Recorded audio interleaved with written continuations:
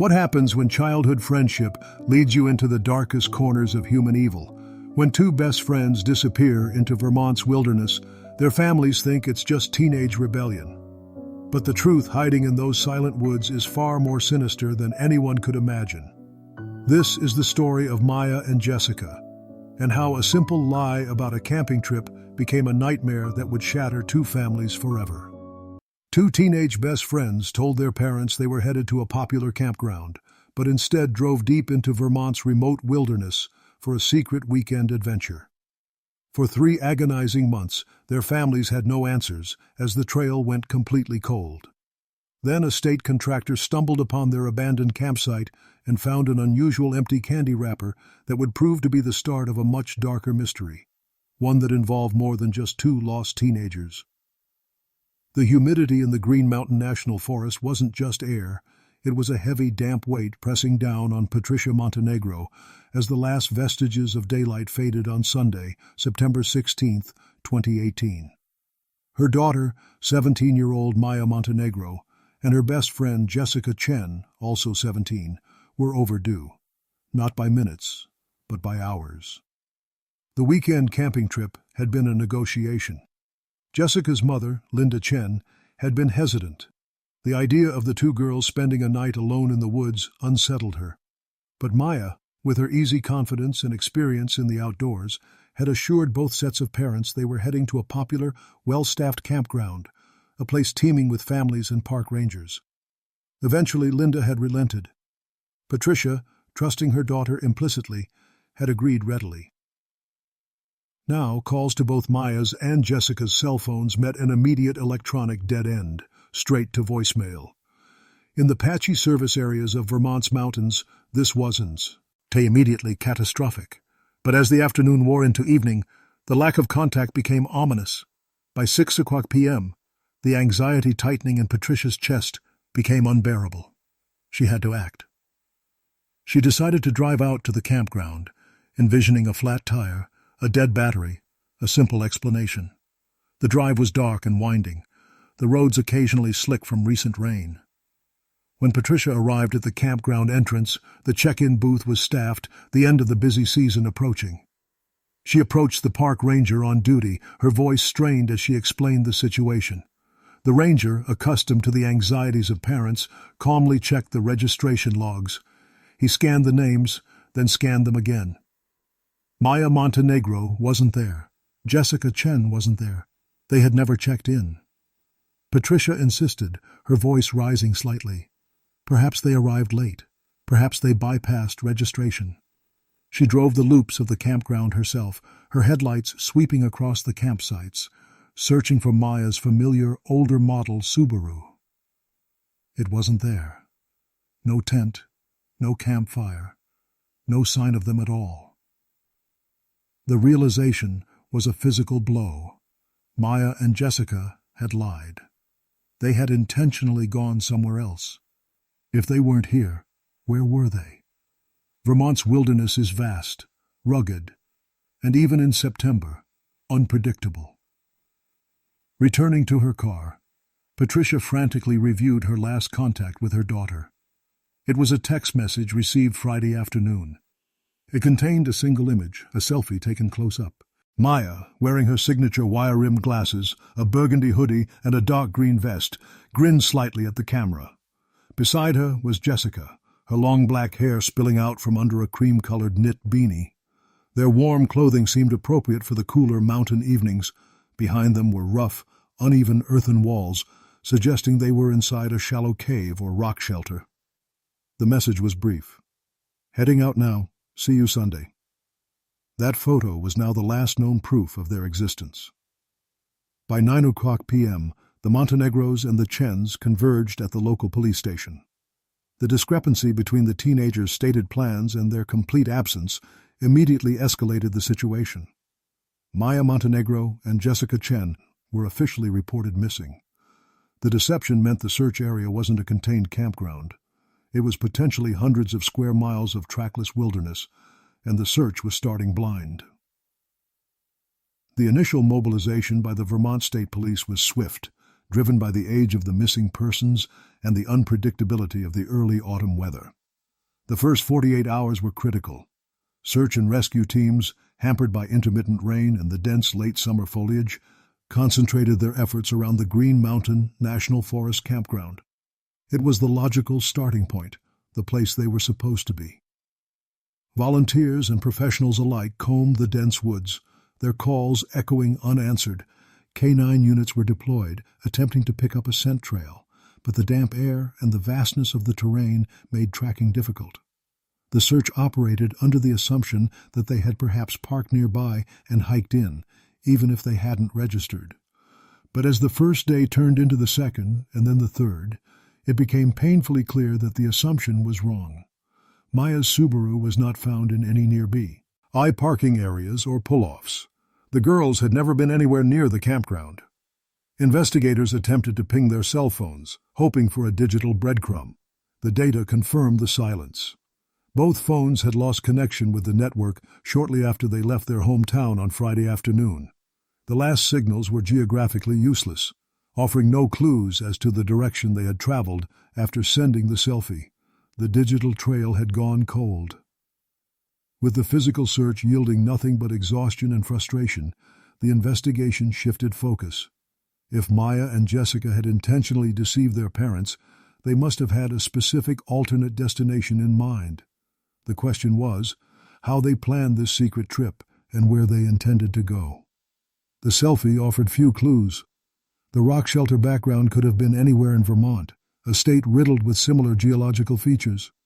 Police began extensive interviews with the girls' friends, looking for any hint of their plans, any whispered secret. They were looking for someone Maya might have confided in. The breakthrough came not from a friend, but from an unlikely source. During a routine canvass of extended family members, Maya's uncle, Roberto Montenegro, mentioned something in passing that immediately caught the investigators' attention. Maya had recently developed a keen interest in serious backcountry trekking and survivalism, moving beyond the casual camping of her youth.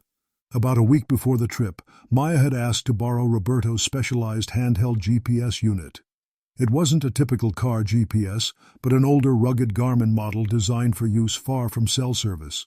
The kind used by hunters and serious hikers to navigate deep wilderness by satellite synchronization. Roberto hadn't thought much of it at the time, assuming Maya wanted it as a backup for their trip to the Green Mountain campground. He had handed it over without question, even showing Maya how to upload new maps. Investigators immediately realized the potential significance of this device. While the GPS unit itself was missing with Maya, there was a chance it held data about their intended route. If Maya had programmed coordinates or uploaded maps, that information might still exist elsewhere. They asked Roberto where Maya would have loaded information onto the device. Roberto explained that the unit needed to be physically connected via USB to a computer. Maya had used Roberto's home computer for this purpose. A team of digital forensic examiners was dispatched to Roberto Montenegro's house.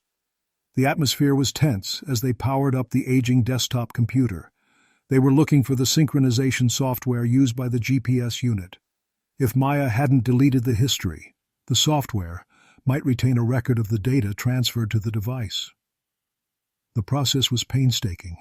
The examiners had to navigate the cluttered hard drive, looking for the specific file formats and synchronization logs used by the Garmin software. The family waited, the silence broken only by the clicking of the keyboard and the whirring of the computer's fan. After several hours, deep within the application data folders, they found it. A synchronization log and cached map files. Maya had indeed uploaded data to the GPS unit. She had programmed a series of waypoints and a detailed route just days before the disappearance. As the investigators analyzed the data and projected the route onto a topographical map of Vermont, the scope of the deception became clear. The route did not lead anywhere near the Green Mountain National Forest. The coordinates pointed to a destination radically different from the safe, populated campground they had described to their parents. The route led northeast toward one of the most remote, sparsely populated, and densely forested regions in the entire state, the Northeast Kingdom. The Northeast Kingdom of Vermont is a vast area known for its rugged beauty, its isolation, and its lack of infrastructure. It is a place where civilization gives way to dense boreal forests and rugged mountains. The specific coordinates Maya had programmed were deep within this region, very close to the Canadian border. This was an area characterized by trackless wilderness, old logging roads, and terrain so difficult that few people ever ventured there. The discovery fundamentally altered the investigation. It confirmed that Maya and Jessica had not simply gotten lost or had an accident near civilization. They had intentionally sought out extreme seclusion. They had planned meticulously to disappear into the wilderness. The implications were unsettling. Why would two 17-year-olds go to such lengths to hide their location? The selfie taken before they entered the deep woods showed them prepared for the cool weather. They knew what they were getting into. But what were they getting into? The search efforts immediately shifted focus to the Northeast Kingdom. But the challenge facing the search teams was immense. The area defined by the GPS data was massive, covering dozens of square miles of rugged mountainous terrain. The dense foliage made aerial observation nearly impossible, and the ground search was slow and treacherous. As the large-scale search operations mobilized in this new, forbidding landscape, the family struggled to comprehend the deception. Patricia Montenegro was devastated, grappling with the realization that her daughter had deliberately misled her. Linda Chen was furious, her worst fears about the trip realized and amplified. The discovery of the hidden route had provided a location, but it had also deepened the mystery surrounding their disappearance. The vast, silent wilderness of the Northeast Kingdom held the answers, but it seemed determined to keep them. The autumn of 2018 progressed, the vibrant foliage fading to bare branches and the days growing shorter and colder. The intensive search efforts for Maya Montenegro and Jessica Chen in the Northeast Kingdom continued for weeks, but the rugged terrain and the sheer scale of the area thwarted every attempt to locate them. As the weather deteriorated, the large-scale operations were gradually scaled back. The case went cold. For the Montenegro and Chen families, the passing months were an agonizing period of suspended animation. The lack of answers, combined with the knowledge that the teenagers were somewhere in that vast, silent wilderness, was a constant torment. The hope of finding them alive faded, replaced by a desperate need for closure. 3 months passed in this agonizing limbo. It was now mid-December 2018. Winter was approaching, but the heavy snows had not yet arrived in this specific region. The landscape was bleak and desolate, a monochromatic world of bare trees, damp fallen leaves, and cold gray skies. The breakthrough, when it came, was not the result of a dedicated search effort, but a chance encounter by someone accustomed to the isolation of the Northeast Kingdom. Marcus Hartwell was a geological surveyor. He worked alone, contracted by the state, to map and assess old abandoned mining shafts scattered throughout the remote regions of Vermont. It was specialized work that required navigating difficult terrain far from any established trails. On this particular December day, Marcus was working deep in the woods, in the very region where Maya and Jessica had vanished. He was miles from the nearest paved road, navigating the dense woods with a GPS unit and topographical maps. The air was still and cold, the ground covered with a thick layer of decaying brown leaves. He was focused on his survey grid, meticulously documenting the locations and conditions of the old shafts, remnants of a long-forgotten industrial past. The terrain was treacherous, slippery with mud and wet leaves. He was traversing a steep, heavily wooded slope, maneuvering around large boulders and fallen trees. He was slightly off his planned route, detouring around a difficult ravine, when he stumbled upon something that didn't belong in the wilderness. In a small, relatively flat clearing, partially sheltered by a stand of dense pines, was a campsite. The sight was jarring. A small two-person dome tent, faded blue in color, sagged under the weight of accumulated debris and moisture. The fabric was stained with mud, grime, and mildew, indicating it had been exposed to the elements for a significant period. Marcus approached cautiously. The campsite was clearly abandoned. The atmosphere was eerie, a silent testament to neglect. The ground around the tent was littered with crushed plastic water bottles scattered among the leaves. A makeshift fire pit, a simple circle of large gray rocks, was filled with cold gray ash, charred remnants of wood, and some litter. To the right of the tent, a makeshift clothesline was tied between two trees. Several pieces of dark, damp clothing hung limply from it. His initial thought was irritation. Illegal dumping was a persistent problem in these remote areas. It looked like someone had simply walked away from their entire setup, leaving their gear to rot. He documented the site with his camera, intending to report it to the authorities for cleanup. He pulled out his cell phone to call it in, but as expected, there was no signal. He was too deep in the wilderness. He marked the coordinates on his GPS unit and prepared to hike back to his vehicle several miles away to make the call. The image of the desolate campsite stayed with him, unsettling in its stillness. It took him nearly 2 hours of strenuous hiking to reach his truck. He drove until he regained cell service and contacted the Vermont State Police. He reported the abandoned campsite, providing the precise coordinates and describing the discarded gear. The next day, a state trooper, Trooper Williams, was dispatched to investigate. He expected a routine littering case. The hike-in was long, the terrain muddy and difficult. When Trooper Williams arrived at the site, he saw the same scene of desolation that had unsettled Marcus Hartwell. The air was gloomy and damp, the silence profound. He began processing the site, the standard procedure for illegal dumping. He was looking for any identification so the state could issue a fine to the owner of the gear. He carefully unzipped the sagging tent, peeling back the damp fabric. Sleeping bags and other gear were strewn about inside, mildewed and decaying. He sifted through the discarded items, looking for anything with a name. In a small backpack near the entrance of the tent, he found a wallet. He opened it, expecting to find the ID of some careless camper. He pulled out the driver's license. The name on the license was Maya Montenegro. Trooper Williams froze. He stared at the license, the name instantly recognizable. The missing teenagers, the case that had dominated local news 3 months ago. This wasn't just illegally dumped gear. This was the campsite of the 2 girls who had vanished in September. He immediately backed away from the tent, careful not to disturb anything further. He radioed for backup, his voice urgent. The remote, silent clearing was now a potential crime scene. A team of crime scene investigators arrived hours later. The atmosphere shifted dramatically. The desolate campsite was now the center of a meticulous forensic examination. The investigators systematically processed the scene, photographing very detailed before disturbing the leaf-covered ground, the blue tent, the fire pit, the damp clothing on the line. They meticulously collected the discarded water bottles, the remnants of food packaging, and the gear inside the tent. The scene suggested that the camp had been abandoned abruptly, but there were no overt signs of a struggle within the immediate vicinity of the tent. The gear was all there. It didn't look like a robbery.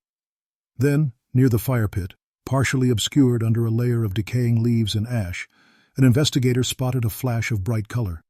Using forceps, he carefully retrieved the item. It was a crinkled, empty package, slightly dirty. The packaging was bright green and yellow, featuring cartoonish gummy bear figures. The words "Stony Patch" were printed in large letters along with the phrase "sour and sweet, then stoned." It was a package of high-potency cannabis edibles. This single piece of evidence immediately shifted the narrative of the disappearance. The discovery of the Stony Patch package suggested a reason why the teenagers had sought such extreme seclusion. They had come here to experiment, far from the prying eyes of parents and authorities. It painted a picture of typical teenage rebellion, a secret escapade into the wilderness. But it also raised immediate troubling questions. If they had consumed the edibles, their judgment and physical coordination would have been severely impaired. In this rugged terrain, that could have been disastrous. The discovery of the abandoned campsite in the remote wilderness of the Northeast Kingdom sent a shockwave through the small Vermont communities connected to the case. For the families of Maya Montenegro and Jessica Chen, the news was a devastating confirmation that the teenagers had indeed been in that forbidding landscape. But the specifics of the evidence found at the scene, particularly the Stony Patch edibles package, ignited a firestorm of speculation and conflict, fracturing the fragile alliance between the families. Linda Chen, Jessica's mother, who had always harbored reservations about the trip, and Jessica's friendship with Maya, was consumed by a potent mix of grief and anger. The presence of high-potency cannabis edibles confirmed her worst fears about Maya's influence on her daughter. In public statements and during interviews with investigators, Linda's grief manifested as accusation. She publicly blamed Maya for the entire situation. She accused her of pressuring Jessica into taking the drugs, suggesting that her recklessness and desire for illicit experiences had led them into danger. Her narrative painted Maya as the instigator, the one responsible for whatever tragedy had befallen them. The accusations didn't stop there. Linda even suggested the possibility that Maya, while under the influence of the drugs, might have harmed Jessica. Perhaps they had argued. Perhaps she had become paranoid or aggressive in the throes of intoxication. The abandoned campsite, in her view, was evidence of Maya's culpability, a scene of teenage tragedy fueled by poor judgment. Patricia Montenegro, Maya's mother, was devastated by these accusations. She fiercely defended her daughter, insisting that Maya would never hurt Jessica. Maya, she maintained, was a caring and protective friend. The drugs, while concerning, didn't turn her into a monster. Patricia viewed the abandoned campsite differently. To her, the fact that all their gear was left behind suggested something more sinister than an accident or a drug-induced argument. It suggested an external threat, something that had interrupted their camping trip and forced them to flee or be taken. The conflict between the families played out publicly, fueled by media speculation and community gossip. The Stony Patch package became the central focus of the investigation, driving the prevailing theories about what had happened. The most prominent T theory was that the girls had consumed the edibles, become severely intoxicated, and wandered off from the campsite. Impaired and disoriented in the rugged terrain, they could have easily gotten lost or injured. Another theory suggested that while intoxicated, they might have been attacked by wildlife. The Northeast Kingdom was home to black bears, coyotes, and other predators. Impaired teenagers would have been vulnerable, especially in late summer when bears are actively foraging. Others speculated about the possibility of encountering strangers in the woods. Despite the remoteness of the location, the area was occasionally used by hunters or others seeking isolation. Investigators, while aware of the emotional turmoil and public speculation, focused on the physical evidence. The campsite had been processed meticulously, but the immediate area yielded no human remains. The search now expanded outward from the campsite, looking for any sign of the teenagers, any clue as to their direction of travel. The terrain surrounding the clearing was steep and treacherous. A few days into the expanded search, investigators made a significant discovery that complicated the narrative of a simple accident. About 150 yards from the tent, near the edge of a steep rocky ravine, they found an object partially buried in the damp earth, obscured by fallen leaves. It was a pair of glasses. They were distinctive, with thin wire-rimmed frames and round lenses. Patricia Montenegro immediately identified them as belonging to Maya. The glasses were broken. The frame was snapped, and one lens was cracked. The location of the discovery was unsettling.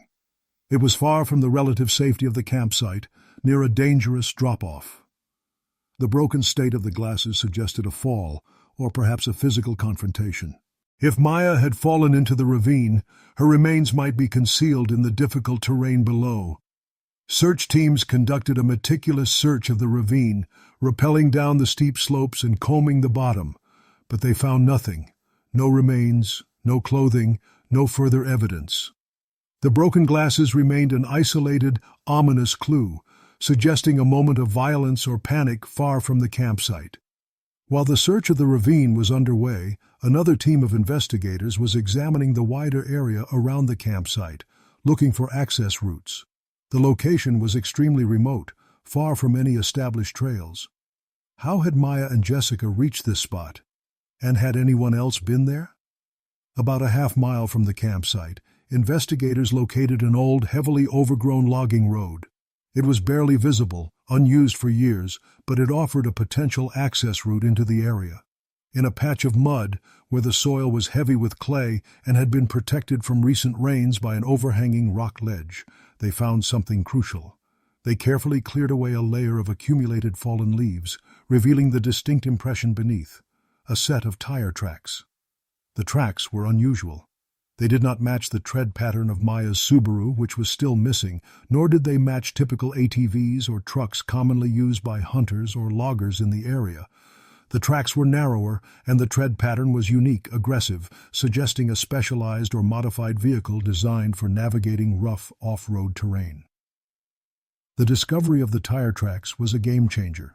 It introduced the possibility of a third party being present at or near the campsite.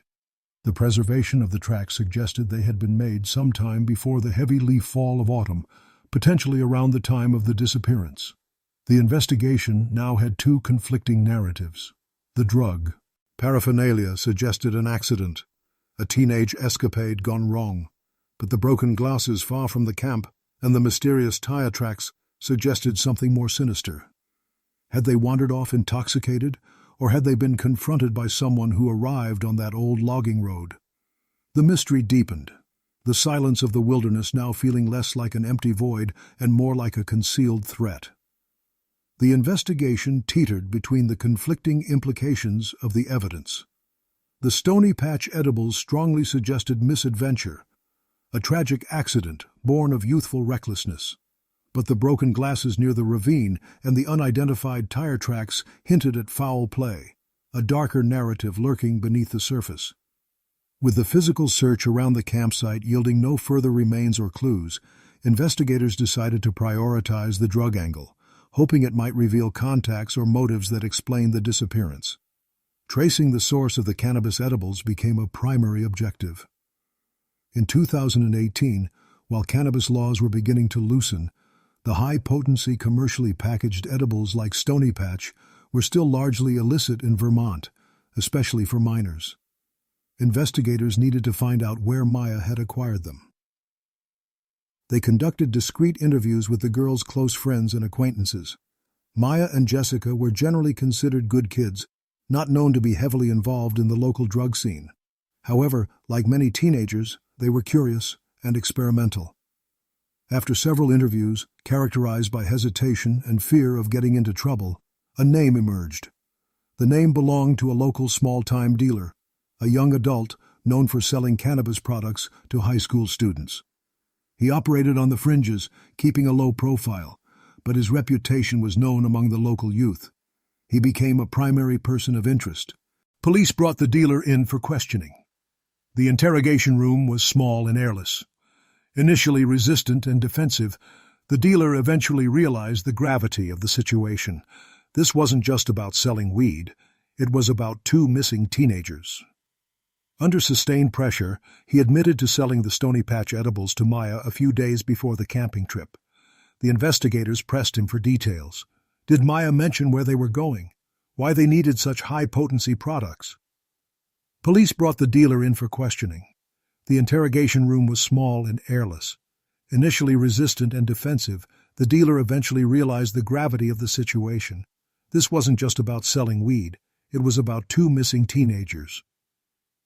Under sustained pressure, he admitted to selling the Stony Patch edibles to Maya a few days before the camping trip.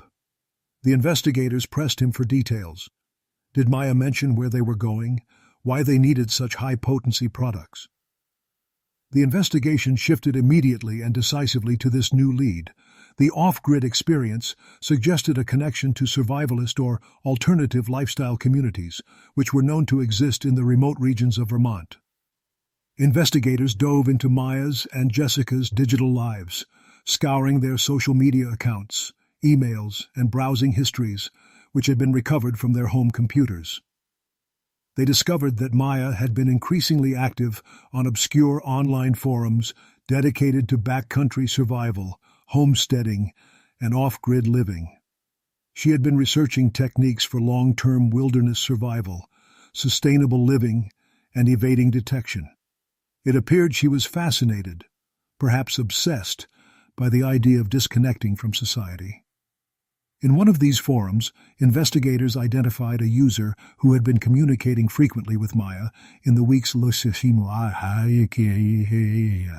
leading up to the disappearance. The user's profile was anonymous, but their posts were charismatic and persuasive, advocating for a radical rejection of modern society and promoting a secretive communal lifestyle deep in the wilderness.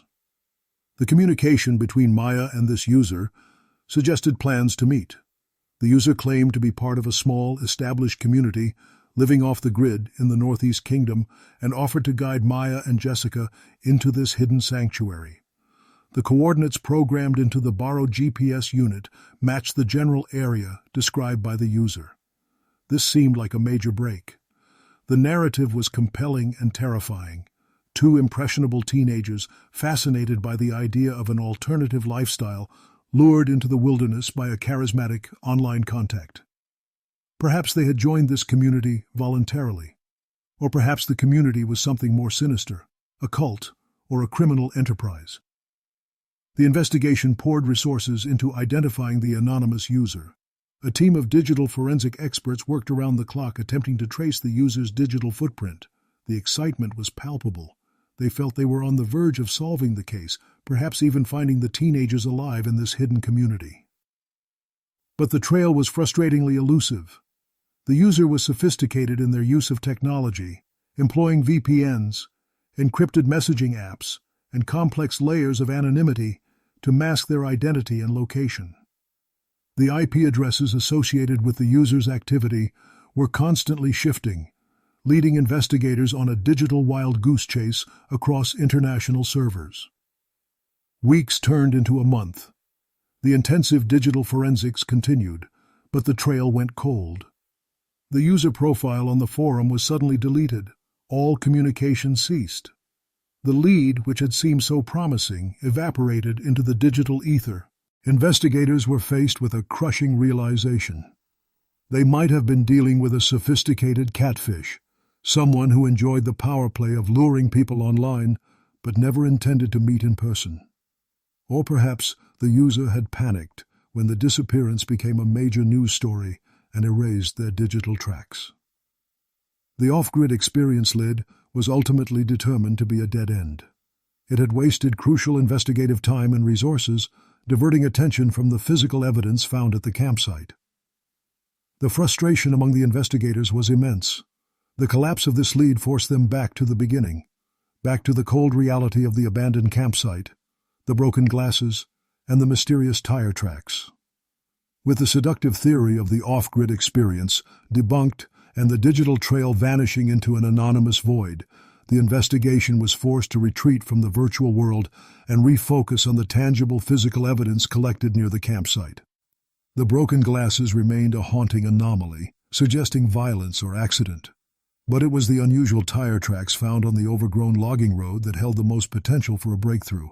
The tracks were the only concrete evidence suggesting the presence of a third party, a presence that remained unexplained. Investigators focused on identifying the vehicle that made those tracks. The photographs and castings of the tread pattern had been circulated widely among law enforcement agencies and vehicle experts, but no match had been found in standard databases. The narrow width and unique tread pattern remained stubbornly unidentifiable. However, the location of the campsite, deep in the Northeast Kingdom and very close to the Canadian border, prompted investigators to consider less conventional possibilities. This region of Vermont was known for its porous border, a vast wild. Earnest crisscrossed by unofficial trails and old logging roads used for decades by smugglers moving illicit goods between the U.S. and Canada. The border here was often little more than a cut line through the dense forest, difficult to monitor and easy to cross undetected. Investigators decided to consult with U.S. Customs and Border Protection, CBP. CBP agents patrolling this remote sector had specialized knowledge of the terrain and the methods used by smuggling operations. A meeting was convened, and the investigators presented the evidence of the tire tracks, hoping the agents' expertise might provide a new perspective. The CBP agents analyzed the photos and castings. Their assessment was immediate and decisive. They recognized the tread pattern, It was not a standard commercial vehicle. Instead, it was consistent with a specific type of utility vehicle, often modified with specialized tires, used by sophisticated smuggling operations to navigate the rugged, unofficial crossings between Vermont and Quebec. These vehicles were chosen for their durability, their narrow profile allowing them to access trails too small for trucks, and their ability to carry significant cargo while maintaining a low profile. This identification was a watershed moment. It fundamentally shifted the focus of the investigation from a localized incident, an accident, or a random act of violence, to potential cross-border criminal activity. The disappearance of Maya and Jessica might be connected to the clandestine world of international smuggling. The implication was chilling. Had the teenagers inadvertently stumbled upon a smuggling operation in progress? Had they chosen a campsite directly on an active smuggling route? If so, the people involved would be dangerous, organized, and motivated to eliminate any witnesses. Authorities began analyzing patterns of illegal crossings and smuggling activity in the region around the time of the disappearance in September.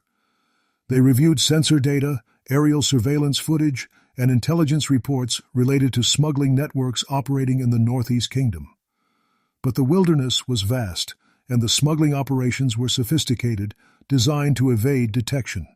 Connecting a specific smuggling event to the disappearance of the teenagers proved difficult. The investigation stalled again. The scope now widened to international crime, but the leads remained frustratingly elusive. Months passed, winter came and went, and the investigation remained active, albeit cold. It was now the summer of 2019. The case of Maya and Jessica had faded from the headlines, the initial urgency replaced by a lingering sense of mystery. Then an unrelated tip came into the Burlington Police Department, over 100 miles away from the Northeast Kingdom. The tip came not from an informant or a witness, but from a utility worker doing his routine rounds. The worker was servicing a large, aging apartment complex in a working-class neighborhood of Burlington. His job involved checking meters and ensuring the infrastructure was functioning correctly. While conducting his rounds, he noticed an anomaly regarding one specific unit on the third floor that struck him as highly suspicious. The observation was logged in his report.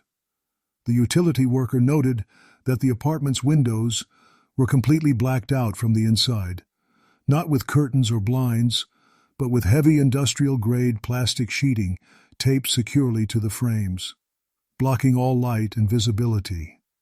It looked like the occupant was trying to ensure absolute privacy or perhaps conceal something inside. Furthermore, the worker noted that the unit's electricity usage was abnormally high.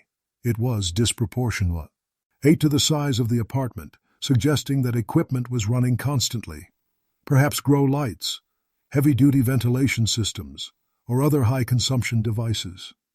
The combination of the blacked-out windows and the high electricity usage was a red flag, often associated with illicit activities like indoor cannabis cultivation or makeshift labs. The tip was initially categorized as a potential narcotics issue. Burlington PD logged the information, intending to follow up when resources allowed. In a busy city, such reports were common.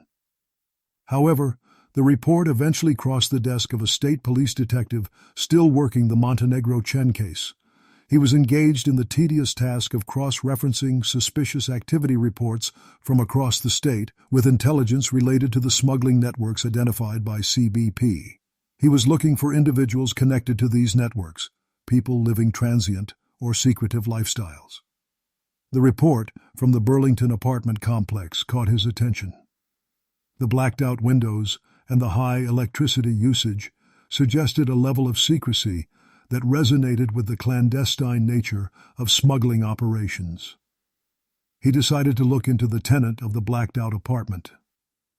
The focus of the investigation shifted dramatically from the vast wilderness of the Northeast Kingdom to a single enigmatic apartment in the heart of Burlington. The utility worker's tip provided a sudden, unexpected focus for the sprawling investigation. The blacked-out apartment in Burlington was a stark contrast to the trackless wilderness of the Northeast Kingdom, but the sense of concealment, the aura of secrecy, was the same. Investigators began digging into the identity of the tenant in the third-floor unit. The apartment was leased to a man named Ivan Kozlov.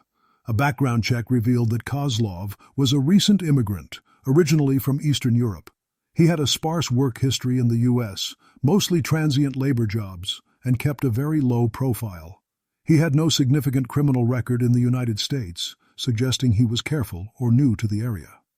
However, when investigators cross-referenced his name with international databases and the intelligence provided by CBP regarding cross-border smuggling networks, an alarming picture began to emerge. Kozlov had suspected connections to Eastern European organized crime syndicates. These organizations were known for their sophistication, their brutality, and their involvement in various illicit activities, including drug trafficking, weapon smuggling, and most disturbingly, human trafficking across the Canadian border. The connection was still circumstantial, but the profile fit perfectly. A man linked to international smuggling networks, living in a secretive, blacked-out apartment with abnormally high electricity usage in a state known for its porous border.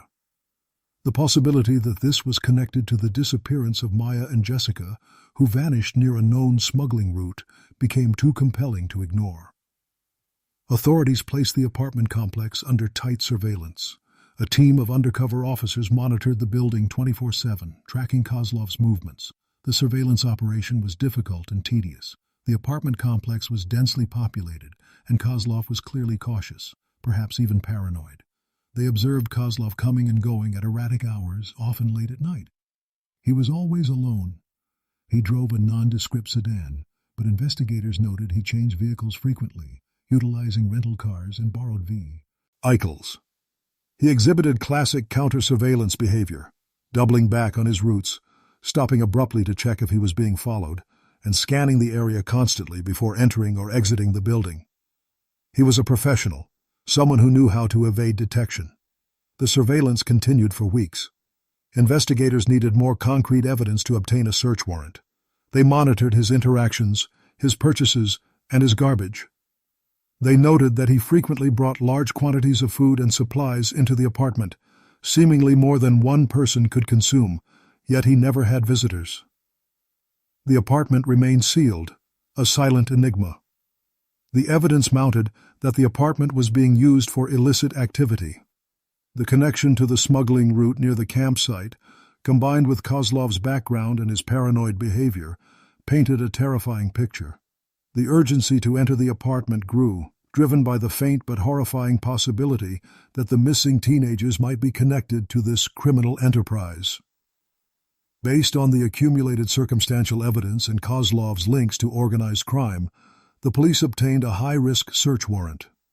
Given Kozlov's suspected connections and the potential danger involved, the decision was made to execute the warrant using a tactical team.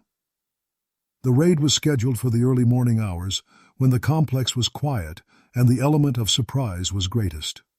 The atmosphere was electric as the tactical team assembled outside the building. The stakes were incredibly high.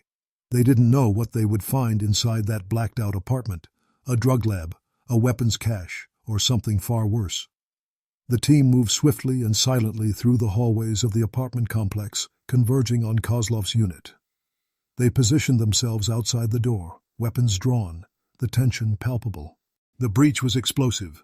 The team used a battering ram to force open the reinforced door, the sound of splintering wood and metal echoing through the quiet building. They stormed into the apartment, shouting commands, moving with practiced precision through the dimly lit interior. Ivan Kozlov was found in the main living area, startled and enraged by the sudden intrusion. He resisted arrest violently, fighting with the officers with unexpected strength and ferocity. It took several officers to subdue him and place him in handcuffs. He remained defiant, shouting threats and struggling against the restraints. The apartment itself was unsettling. The main living area was sparse, almost empty, smelling faintly of stale food and strong disinfectant. The windows were indeed covered with thick black plastic, casting the apartment into perpetual darkness. The high electricity usage was partially explained by a sophisticated ventilation system humming loudly, seemingly designed to filter the air and maintain a controlled environment. But there were no signs of a grow operation. The tactical team began a systematic search of the apartment. The kitchen and the living room yielded nothing of immediate significance. They moved to the bedrooms. The first bedroom was empty, used apparently as Kozlov's sparse sleeping quarters. The second bedroom was different. The door was heavily reinforced, fitted with multiple external locks and soundproofing material. It was immediately clear that this door was designed not to keep people out, but to keep something or someone in. The sense of dread was palpable. The officers prepared to breach this second door. They didn't know what awaited them on the other side. The anticipation was agonizing. They forced the door open. The room inside was small, dark, and suffocating. The ventilation system was loudest here. The smell was horrific, a mix of human waste, sweat, and fear. In the center of the room, illuminated by a single harsh overhead light, they found her, Jessica Chen. She was alive, but she was barely recognizable. She was severely malnourished, her skin pale and bruised, her black hair matted and dirty. She was physically restrained, chained to a heavy metal fixture bolted to the floor. She was huddled in a corner, trembling uncontrollably, her eyes wide with terror and disbelief at the sudden appearance of the tactical team. The shock of the discovery reverberated through the officers. After nearly a year of searching, of fearing the worst, Jessica had been found, hidden in plain sight in the heart of Burlington, a prisoner in a soundproofed cell. The scene was horrific. The room was meticulously designed to hold a captive indefinitely, a testament to Kozlov's depravity. The realization of what she had endured over the past year was devastating. Medical personnel were immediately called to the scene. They carefully approached Jessica, speaking in calm, reassuring tones. She was deeply traumatized, barely responsive. They administered first aid and prepared to transport her to the hospital. Even Kozlov, now subdued and in custody, remained silent, his eyes cold and defiant. The raid had rescued Jessica, a miraculous outcome in a case defined by tragedy. But the fate of Maya Montenegro remained unknown. The horror found in that soundproofed room was only half the story. Jessica Chen was rushed to the University of Vermont Medical Center, where she received intensive medical and psychiatric care. She was severely dehydrated, malnourished, and suffering from the profound physical and psychological trauma of nearly a year of captivity and abuse. It would be several days before she was strong enough to speak with investigators, to begin articulating the horrors she had endured. When she was finally able to recount the ordeal, the story she told was harrowing. She explained that she and Maya had reached the remote campsite in the Northeast Kingdom as planned in September. They had set up the tent, started a fire, and seeking the privacy and adventure they desired, consumed the Stony Patch edibles. As the drugs took effect, their perception altered, and they became relaxed and impaired, vulnerable in the isolation of the wilderness. They were completely unaware that they were not alone. They were ambushed. Ivan Kozlov emerged from the woods suddenly, armed and aggressive. Jessica explained that Kozlov, who was using that remote section of the woods for his active smuggling route between Canada and the U.S., had stumbled upon their camp purely by chance. Seeing the vulnerable teenagers, he saw an opportunity. Kozlov attacked them. Maya, despite being impaired, reacted instantly, attempting to fight back and protect Jessica. They struggled violently. It was during this confrontation near the ravine that Maya's glasses were knocked off and broken, but she was no match for Kozlov's brutality. Jessica witnessed the unimaginable. Kozlov overpowered and killed Maya. After the murder, Kozlov abducted Jessica. He used his modified utility vehicle, the source of the mysterious tire tracks, to transport her out of the wilderness via the old logging road. He took her directly to the Burlington apartment, which he had already prepared as a secure location. Jessica revealed Kozlov's intentions. He was part of a larger human trafficking network. His plan was to hold her captive, break her spirit, and eventually smuggle her across the border into Canada, where she would be sold. Under intense interrogation, Ivan Kozlov recognized the overwhelming weight of the evidence against him. Faced with Jessica's testimony and the discovery of the prison cell in his apartment, he confessed. He admitted to the abduction of Jessica Chen and the murder of Maya Montenegro. However, when investigators pressed him for the location of Maya's body, Kozlov's cooperation ceased abruptly. He stopped talking, offering an obvious, dismissive lie. He claimed he didn't remember what he did with the remains. Ivan Kozlov was charged with murder, kidnapping, and human trafficking.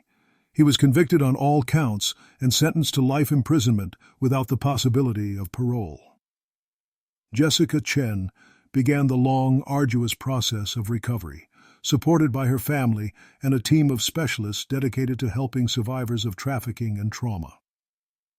Maya Montenegro's body was never recovered. Her final resting place remains a secret held by the vast wilderness of the Northeast Kingdom.